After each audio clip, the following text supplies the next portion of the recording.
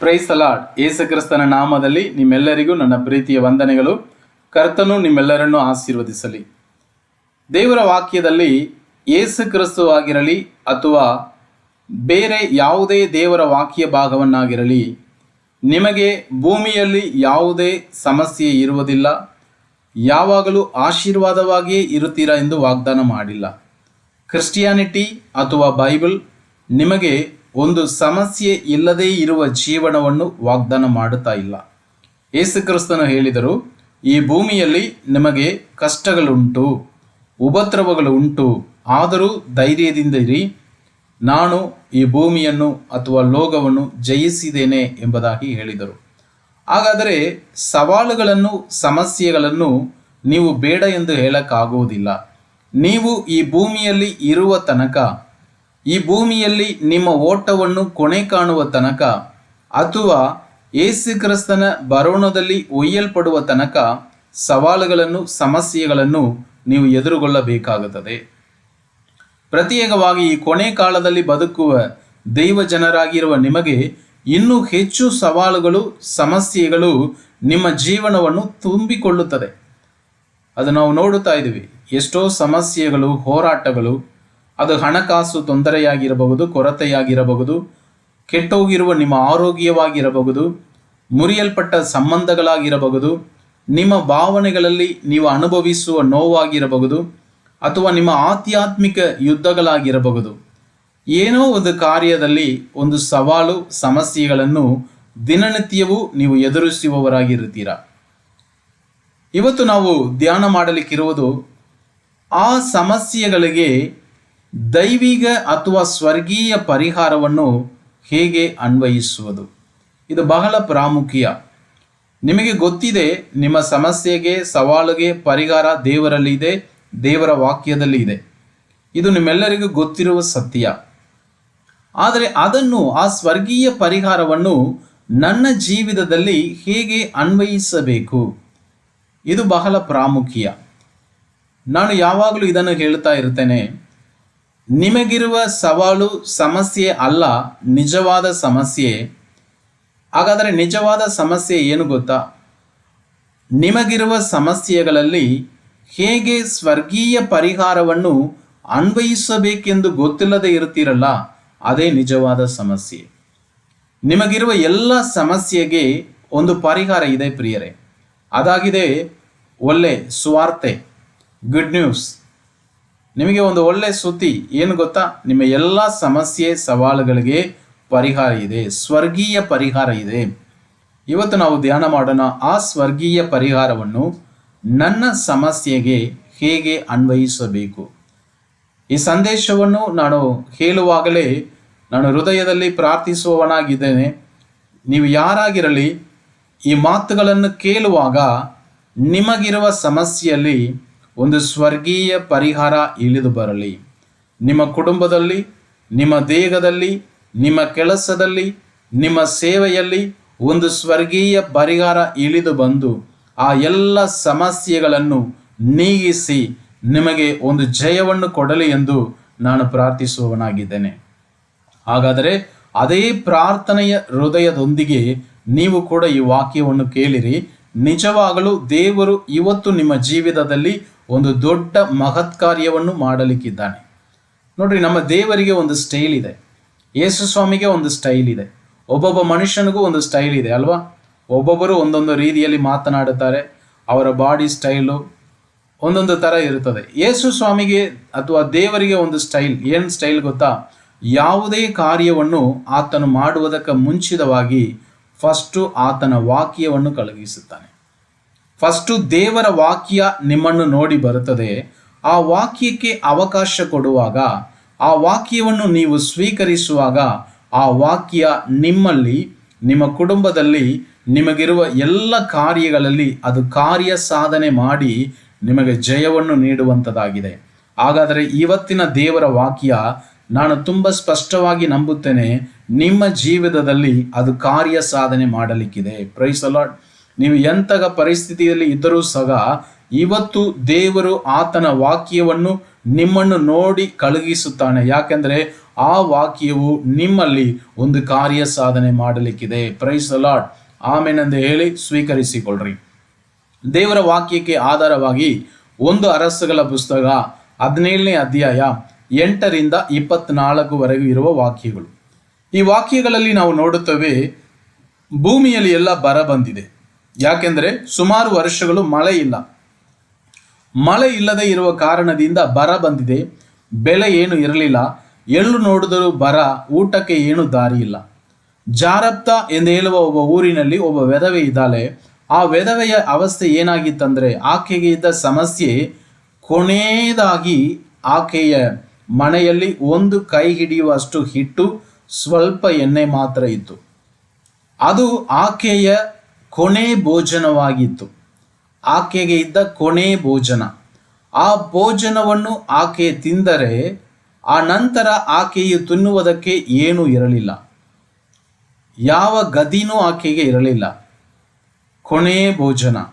ಇಂತಹ ಪರಿಸ್ಥಿತಿಯಲ್ಲಿ ದೇವರು ಆತನ ಪ್ರವಾದಿಯಾಗಿ ಇದ್ದಂದ ಎಲಿಯನಿಗೆ ಹೇಳುತ್ತಾರೆ, ಎಲಿಯನೇ, ನೀನು ಆ ಚಾರಪ್ತ ಊರಿಗೆ ಹೋಗು, ಅಲ್ಲಿ ಒಬ್ಬ ವಿಧವೆಗೆ ನಿನ್ನನ್ನು ಸಾಕಬೇಕೆಂದು ಆಜ್ಞಾಪಿಸುತ್ತೇನೆ.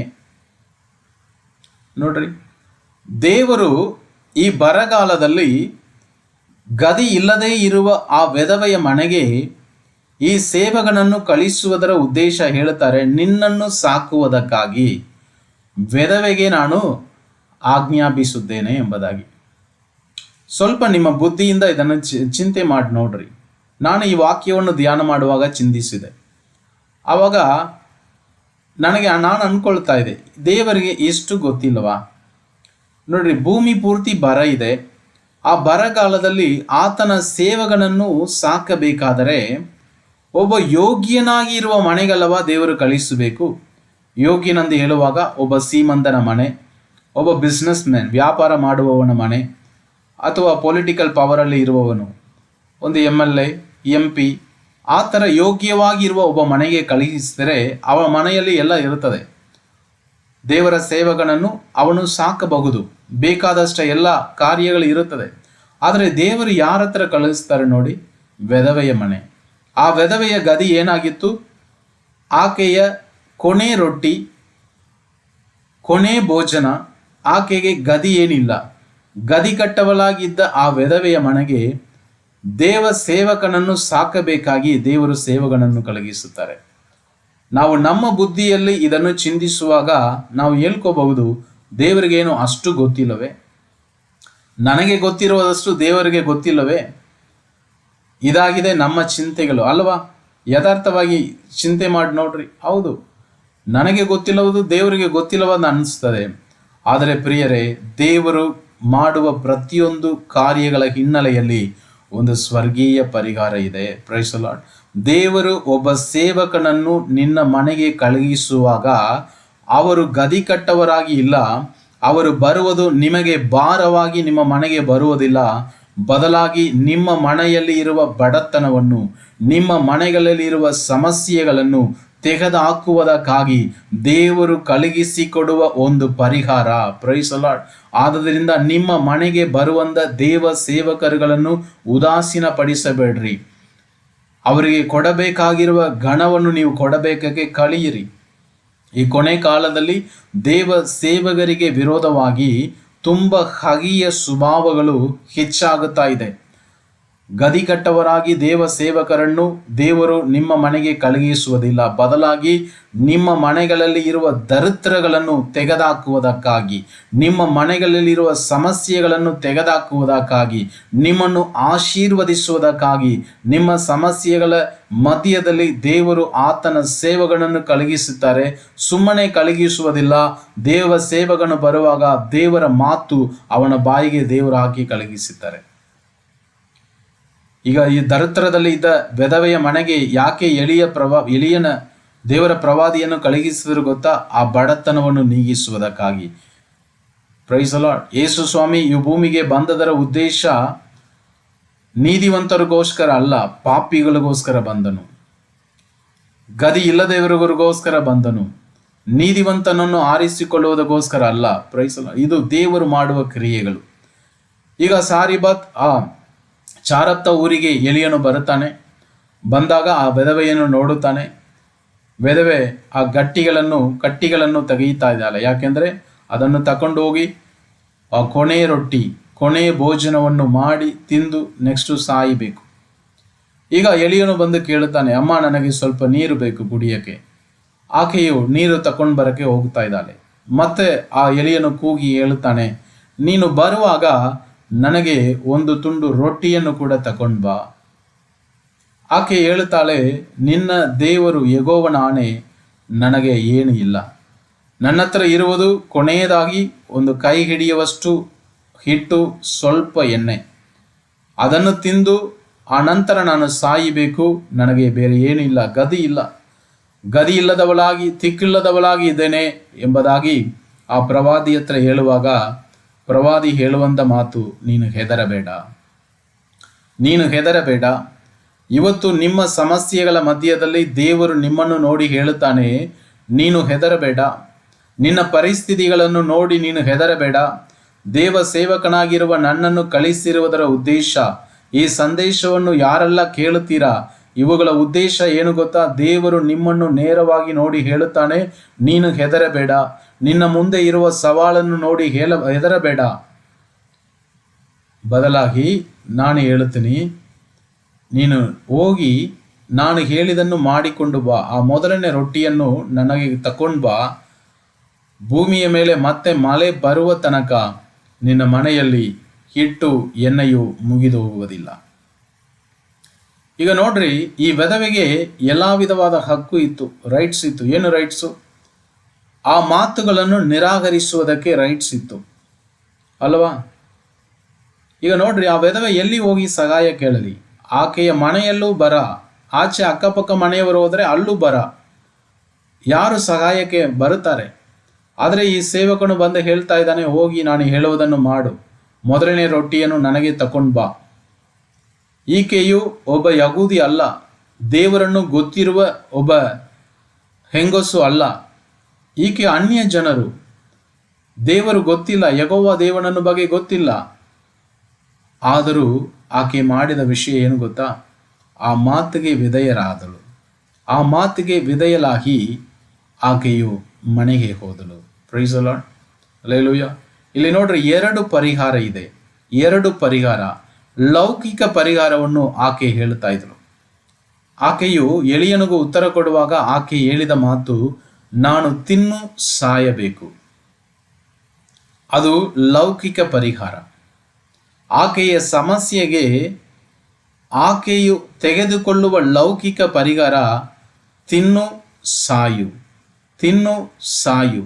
ಆದರೆ ದೇವರ ಮಾತು ಬಂದಿದೆ, ನೀನು ತಿನ್ನು ಸಾಯುವುದಕ್ಕೋಸ್ಕರ ದೇವರು ನನ್ನನ್ನು ಕಳುಹಿಸಿಲ್ಲ, ನೀನು ನಂಬಿ ಬದುಕಬೇಕು. Praise the Lord. ಈ ಮಾತನ್ನು ಕೇಳುವ ನಿಮ್ಮ ಒಬ್ಬೊಬ್ಬರನ್ನು ದೇವರು ನೋಡಿ ಹೇಳುತ್ತಾರೆ, ನೀನು ತಿನ್ನು ಸಾಯುವುದಕ್ಕೋಸ್ಕರ ನಾನು ನಿನ್ನನ್ನು ಕರೆದಿಲ್ಲ, ನನ್ನನ್ನು ನಂಬಿ ಬದುಕುವುದಕ್ಕೋಸ್ಕರ ನಿನ್ನನ್ನು ನಾನು ಆರಿಸಿಕೊಂಡಿದ್ದೇನೆ.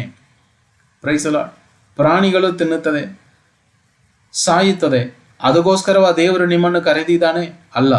ತಿನ್ನು ಸಾಯುವುದಕ್ಕೋಸ್ಕರ ಅಲ್ಲ, ನೀವು ನಂಬಿ ಬದುಕುವವರಾಗಬೇಕು. ಹೇಳ್ರಿ, ಪ್ರಕಟಣೆ ಮಾಡ್ರಿ, ನಾನು ನಂಬಿ ಬದುಕುತ್ತೇನೆ, ಯೇಸು ಕ್ರಿಸ್ತನ ಮಾತುಗಳನ್ನು ನಂಬಿ ಬದುಕುತ್ತೇನೆ. ಹಾಗಾದರೆ ಹೇಗೆ ಆ ಸ್ವರ್ಗೀಯ ಪರಿಹಾರವನ್ನು ಅನ್ವಯಿಸುವುದು? ಮೊದಲನೆಯ ಕಾರ್ಯ, ಆ ಮಾತುಗಳನ್ನು ನಂಬಿರಿ, ದೇವರ ವಾಕ್ಯಗಳನ್ನು ನಂಬಿರಿ. ನಿಮಗೆ ಕೊರತೆ ಇದ್ದರೂ ಪರವಾಗಿಲ್ಲ, ಅಗತ್ಯಗಳು ಇದ್ದರೂ ಪರವಾಗಿಲ್ಲ. ಆ ಕೊರತೆಗಳ ಅಗತ್ಯಗಳ ಮಧ್ಯದಲ್ಲಿ ನಿಮ್ಮ ಲೌಕಿಕ ಪರಿಹಾರವನ್ನು ಮಾತನಾಡಕ್ಕೆ ಹೋಗಬೇಡ್ರಿ. ದೇವರ ಮಾತುಗಳನ್ನು ನಂಬುವುದಕ್ಕೆ ಕಲಿಯಿರಿ. Praise the Lord. ನೀವು ನಂಬಲಿಕ್ಕೆ ಸಾಧ್ಯನಾ? ನಿಮ್ಮ ಕಷ್ಟಗಳ ಮಧ್ಯದಲ್ಲಿ, ದುಃಖಗಳ ಮಧ್ಯದಲ್ಲಿ, ನಿರಾಸೆಗಳ ಮಧ್ಯದಲ್ಲಿ ದೇವರು ನಿಮ್ಮಲ್ಲಿ ಏನು ಎದುರು ನೋಡುತ್ತಾರೆ ಗೊತ್ತಾ? ಆತನ ವಾಕ್ಯವನ್ನು ನಂಬಿರಿ, ನಂಬಿ ಬದುಕಬೇಕು. ಕ್ರೈಸ್ತ ಜೀವಿತ ನಾವು ನೋಡಿ ನಡೆಯುವವರು ಅಲ್ಲ, ನಾವು ನಂಬಿ ನಡೆಯುವವರು. ಆದರೆ ಲೌಕಿಕ ಪರಿಹಾರ ಏನು ಕೇಳುತ್ತದೆ ಪ್ರಿಯರೇ ಗೊತ್ತಾ? ಲೌಕಿಕವಾಗಿ ನಾವು ನೋಡಬೇಕು, ನಾವು ನಂಬುವುದಕ್ಕೆ ಒಂದು ಕಾರಣ ಬೇಕು. ನಂಬುವುದಕ್ಕೆ ಕಾರಣ ಇರುವಾಗ ನಾವು ನಂಬುತ್ತೇವೆ. ಯಾವುದೇ ಕಾರಣಗಳು ಇಲ್ಲದೆ ಇರುವಾಗ ನಮ್ಮ ಲೌಕಿಕ ಬುದ್ಧಿ ನಮ್ಮನ್ನು ನಂಬುವುದಕ್ಕೆ ಅವಕಾಶ ಕೊಡುವುದಿಲ್ಲ. ಆದರೆ ದೇವರು ಹೇಗೆ ನಿಮ್ಮ ಹತ್ರ ಎದುರು ನೋಡುತ್ತಾರಂದರೆ, ನಿಮ್ಮ ಲೌಕಿಕ ಬುದ್ಧಿಯನ್ನು ಆಧಾರ ಮಾಡಿಕೊಳ್ಳದೆ ನಂಬುವುದಕ್ಕೆ ಯಾವುದೇ ಪರಿಸ್ಥಿತಿಗಳು ಇಲ್ಲದೆ ಇದ್ದರೂ ಸರಿ ಆತನ ವಾಕ್ಯವನ್ನು ನೀವು ನಂಬಬೇಕೆಂದು ದೇವರು ಎದುರು ನೋಡುತ್ತಾರೆ. ಈ ನಂಬಿಕೆ ಎಂದು ಹೇಳುವಾಗ ನೀವು ನೋಡುವ ಕಾರ್ಯಗಳ ಮೇಲೆ ಅಲ್ಲ, ದೇವರ ವಾಕ್ಯದ ಮೇಲೆ ಕಾರ್ಯಗಳನ್ನು ನಿರ್ವಹಿಸುವಂಥದ್ದು. ಇದೇ ಫಸ್ಟ್ ಕಾರ್ಯ, ಇದೇ ಫಸ್ಟು ಮೊದಲನೇ ಸೊಲ್ಯೂಷನ್ ಏನು ಗೊತ್ತಾ? ದೇವರ ಸ್ವರ್ಗೀಯ ಪರಿಹಾರವನ್ನು ನೀವು ಹೇಗೆ ಅನ್ವಯಿಸ್ತೀರಾ? ಆತನ ವಾಕ್ಯವನ್ನು ನಂಬುವುದರ ಮುಖಾಂತರವಾಗಿ, ಆತನ ವಾಕ್ಯದ ಆಧಾರ ಮೇಲೆ ಕಾರ್ಯನಿರ್ವಹಿಸುವುದಕ್ಕೆ ಕಲಿಯಬೇಕು. ಈಕೆಯು ನಂಬಿದಳು, ನಂಬಿ ಆ ಕೊನೆ ರೊಟ್ಟಿಯನ್ನು ಮಾಡಕೋದಲು. Price the lord. ನಂಬಿ ಬದುಕಿರಿ, ತಿಂದು ಸಾಯುವುದಕ್ಕೋಸ್ಕರ ದೇವರು ನಿಮ್ಮನ್ನು ಕರೆದಿಲ್ಲ. ಎರಡನೇದಾಗಿ ಆ ವಾಕ್ಯ ಭಾಗವನ್ನು ನಾವು ಮುಂದುವರಿಯುವಾಗ ನಾವು ನೋಡುತ್ತೇವೆ, ದೇವರಿಗೆ ಅಂದರೆ ದೇವರ ವಾಕ್ಯ ದೇವ ಸೇವಕನು ಹೇಳಿದ ಹಾಗೆಯೇ ಆ ಮೊದಲನೆಯ ರೊಟ್ಟಿಯನ್ನು ದೇವ ಸೇವಕನಿಗೆ ತರ್ತಾರೆ.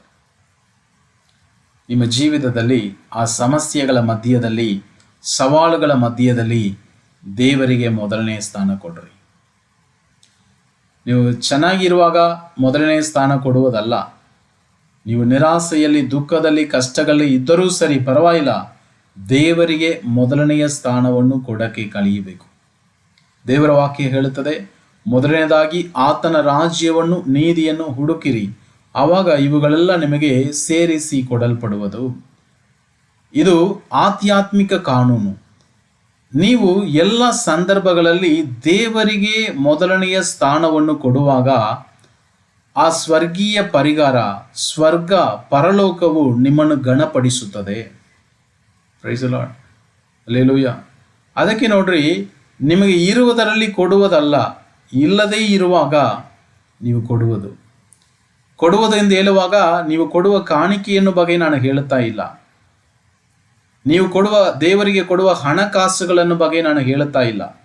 ನಿಮ್ಮ ಕೊರತೆಗಳ ಮಧ್ಯದಲ್ಲಿ, ಕಷ್ಟಗಳ ಮಧ್ಯದಲ್ಲಿ, ನಿರಾಸೆಗಳ ಮಧ್ಯದಲ್ಲಿ ದೇವರನ್ನು ನಂಬುತ್ತೀರಲ್ಲ, ದೇವರನ್ನು ನಂಬುವುದಕ್ಕೆ ಅವಕಾಶ ಕೊಡುತ್ತೀರಲ್ಲ, ಆ ಮೊದಲನೆಯ ಸ್ಥಾನ. Praise the Lord. ದೇವರು ಫಸ್ಟು ನನಗೆ ಎಲ್ಲ ಮಾಡಲಿ, ಆಮೇಲೆ ಬೇಕಾದ್ರೆ ನಾನು ದೇವರನ್ನು ನಂಬುತ್ತೇನೆ. ಅಂಥವರು ದೇವರಿಗೆ ಬೇಕಾಗಿಲ್ಲ ಕಣ್ರಿ. ಫಸ್ಟು ದೇವರನ್ನು ನಂಬಕ್ಕೆ ನಾವು ಕಲಿಯಬೇಕು. ದೇವರಕ್ಕೆ ನಂಬಕ್ಕೆ ಕಲಿಯಬೇಕು. ಎಲ್ಲ ಸಂದರ್ಭಗಳಲ್ಲೂ ಆತನಿಗೆ ಮೊದಲನೆಯ ಸ್ಥಾನ. ಆತನು ನನ್ನ ಜೀವಿತದಲ್ಲಿ ದೇವರಾಗಿ ಇರಲಿ. ಇವತ್ತು ಸುಮಾರು ಕ್ರೈಸ್ತ ಜನರ ಜೀವಿತದಲ್ಲಿ ದೇವರು ಅಂದರೆ ಯೇಸು ಕ್ರಿಸ್ತನು ದೇವರಾಗಿ ಇಲ್ಲ. ಸಭೆಗೆ ಹೋಗಿ ಬರುವುದರಿಂದ ಯೇಸು ಸ್ವಾಮಿ ನಿಮ್ಮ ದೇವರೆಂದ ಅರ್ಥ ಅಲ್ಲ. ಸಭೆಗೆ ಹೋಗುವವರಿಗೆಲ್ಲ ದೇವರು ಯೇಸು ಸ್ವಾಮಿ ಅಂದ ಅಲ್ಲ. ನಿಮ್ಮ ಸ್ವಂತ ಬುದ್ಧಿಯಾಗಿರಬಹುದು. ದೇವರಿಗೆ ಮೊದಲನೆಯ ಸ್ಥಾನ ಅಂದರೆ ಅದರ ಅರ್ಥ ನಿಮ್ಮ ಸ್ವಂತ ಬುದ್ಧಿಯಿಂದ ಕಾರ್ಯನಿರ್ವಹಿಸದೆ ದೇವರ ವಾಕ್ಯದ ಆಧಾರದ ಮೇಲೆ ಕಾರ್ಯನಿರ್ವಹಿಸಲು ಅವಕಾಶ ಕೊಡುತ್ತೀರಲ್ಲ, ಅದೇ ದೇವರಿಗೆ ಮೊದಲನೆಯ ಸ್ಥಾನವನ್ನು ಕೊಡುವುದರ ಅರ್ಥ. Praise the Lord. ನಿಮ್ಮ ಎಲ್ಲ ಸಂದರ್ಭಗಳಲ್ಲೂ ದೇವರಿಗೆ ಮೆಚ್ಚುಗೆಯಾದದ್ದು ಯಾವುದು, ಅವುಗಳ ಮೇಲೆ ನಿಮ್ಮ ಚಿಂತೆ ಹೋಗುವಾಗ ನೀವೇನು ಮಾಡ್ತೀರಾ ಗೊತ್ತಾ? ಆ ಸ್ವರ್ಗೀಯ ಪರಿಹಾರವನ್ನು ಅನ್ವಯಿಸ್ತಾ ಇದ್ದೀರಾ. ನಿಮಗೋಸ್ಕರ ಪರಲೋಕ ಕಾರ್ಯ ಸಾಧನೆ ಮಾಡಲಿಕ್ಕೆ ಹೋಗುತ್ತದೆ. ನಿಮ್ಮ ಜೊತೆಯಲ್ಲಿ ಸ್ವರ್ಗ ಪರಲೋಕ ಕ್ರಿಯೆ ಮಾಡಲಿಕ್ಕೆ ಹೋಗುತ್ತದೆ. Praise the Lord. ಇದೇ ಎರಡನೆಯದ ಕಾರ್ಯ. ನೀವು ಸ್ವರ್ಗೀಯ ಪರಿಹಾರವನ್ನು ಹೇಗೆ ಅನ್ವಯಿಸ್ತೀರಾ? ದೇವರಿಗೆ ಮೊದಲನೆಯ ಸ್ಥಾನವನ್ನು ಕೊಡುವುದರ ಮುಖಾಂತರವಾಗಿ. ಈಗ ಕೊನೆಯ ರೊಟ್ಟಿಯನ್ನು, ಕೊನೆಯ ಭೋಜನವನ್ನು ಆಕೆಯು ಎಲಿಯನ ಹತ್ರ ತೆಗೆದುಕೊಂಡು ಬರುತ್ತಾಳೆ.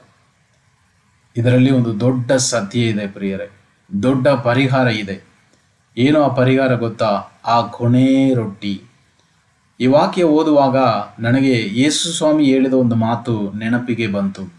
ಯೇಸು ಸ್ವಾಮಿ ಆ ರೊಟ್ಟಿಯನ್ನು ತೆಗೆದು ಮುರಿದು ಶಿಷ್ಯರಿಗೆ ಕೊಡುವಾಗ ಹೇಳಿದರು, ಇದು ನಾನು ನಿಮ್ಮ ಜೊತೆಯಲ್ಲಿ ಮಾಡುವ ಕೊನೆಯ ಭೋಜನ. ಕೊನೆಯ ಊಟ. ಈಗ ಏನಾಯಿತು ಗೊತ್ತಾ?